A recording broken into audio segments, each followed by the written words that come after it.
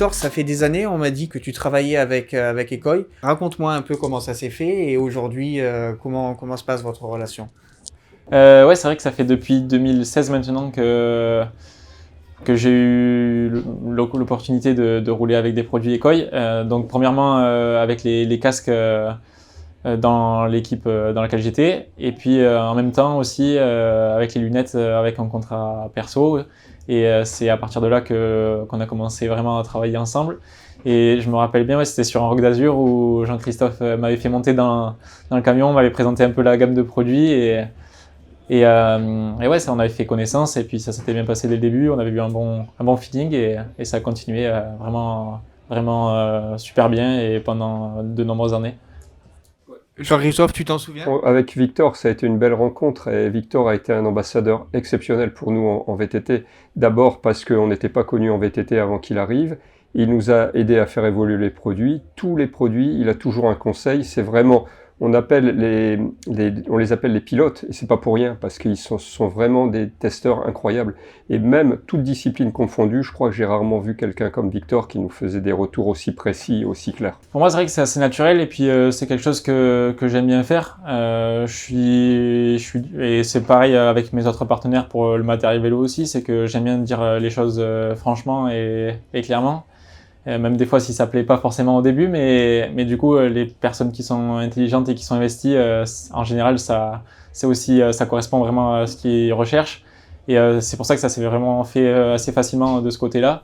Et voilà, quand il faut faire des modifs, il faut pas hésiter à le dire. Et quand on voit les produits de la gamme actuelle, on voit vraiment l'évolution depuis 2016 quand je suis venu chez Ecoy. Et voilà, maintenant les produits ont pris en gamme et puis on a vraiment des produits hyper compétitifs et ça fait plaisir de voir avec le travail jusqu'où la marque a pu aller jusqu'à présent, quoi. Donc c'est gratifiant pour eux et aussi pour moi.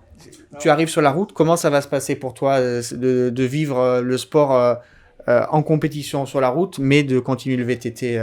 Comment tu vas mener les deux de concert?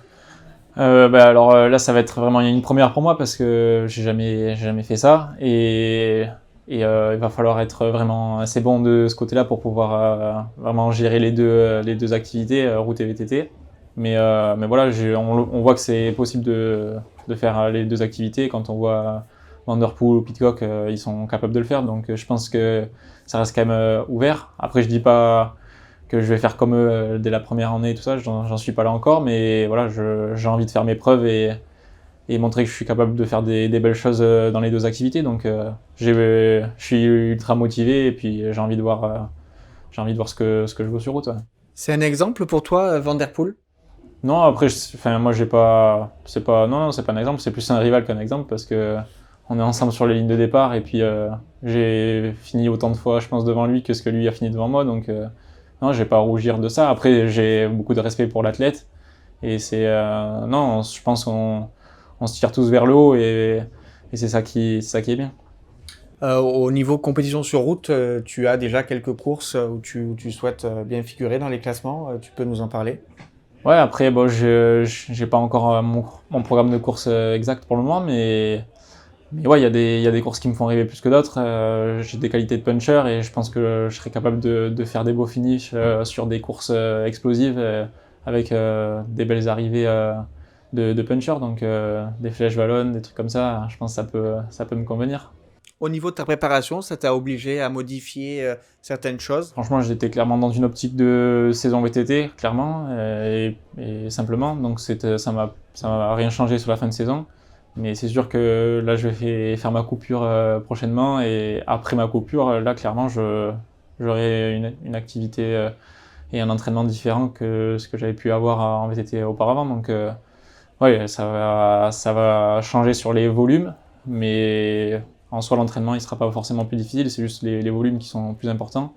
Mais en VTT, on sait s'entraîner vraiment très difficile. Et mon frère était pro sur route, donc je sais ce que c'est aussi. Mais c'est pas, voilà, il y a des heures sur la selle, mais en VTT, on a vraiment des entraînements très intenses et très durs, très souvent. Donc, au niveau difficulté de l'entraînement, c'est vraiment pas facile.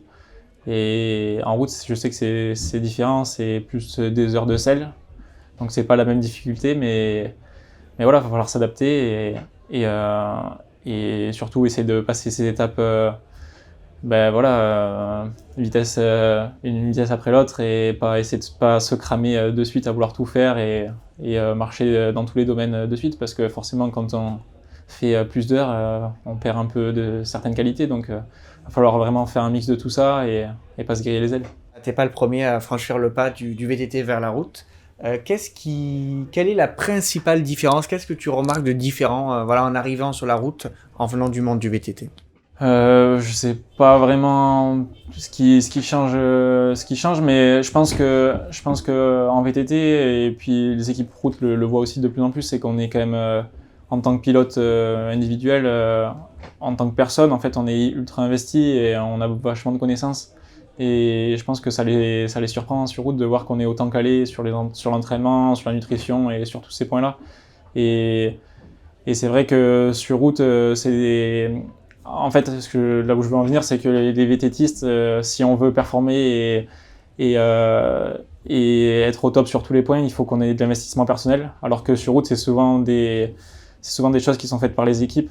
Et si les coureurs ne sont pas investis, ils passent à côté de certaines opportunités de ce côté-là.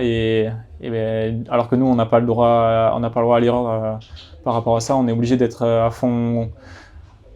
Sur les nouveautés, sur tout ce qui peut être fait pour améliorer la performance, et ça c'est juste de l'investissement personnel, c'est la grosse différence.